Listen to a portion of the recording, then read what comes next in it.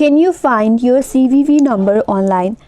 The CVV or Card Verification Value Number is a security feature which helps you to protect your card from unauthorized use. It is a short numerical code that is typically required during online or phone transaction.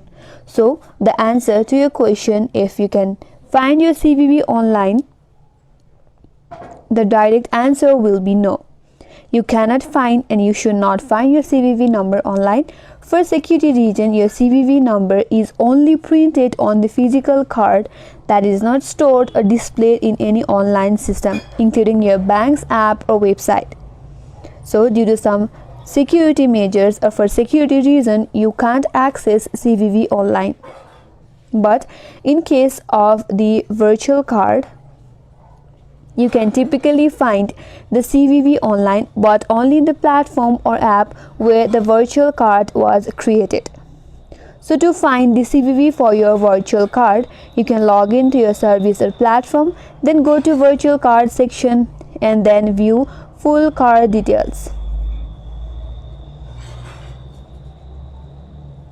And that's all for today's video. Hope this video was helpful, and if you're new to our channel, consider subscribing. Thanks for watching and stay tuned for more tutorials.